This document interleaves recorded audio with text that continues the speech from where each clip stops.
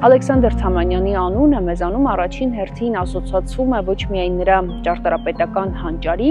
այլև Երևանի մշակութային զարթոնքի հետ։ Նա իրականացրեց նախագծային հեղափոխություն, Երևանը դարձնելով մի քաղաք, որտեղ հինն ու նորը լավագույնս ապրում են կողք կողքի եւ որտեղ դասական եվրոպական ճարտարապետությունը լավագույնս համադրվում է հայկական ազգային մոտիվների հետ։ Ալեքսանդր Թամանյանը փաստորեն Երևանի փոքր կենտրոնի համար ընտրում է սիրտ։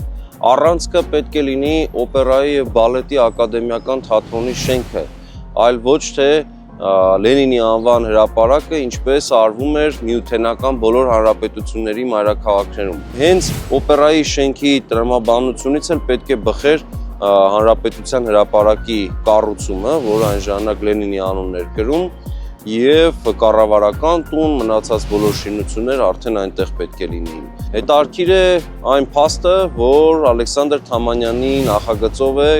աստորեն կառուցվել նաև Ստեփանակերտը։ Ալեքսանդր Թամանյանը հայ ճարտարապետության պատմության մեջ ամենաերևելի դեմքերից է, եթե ոչ ամենանշանավոր ճարտարապետը։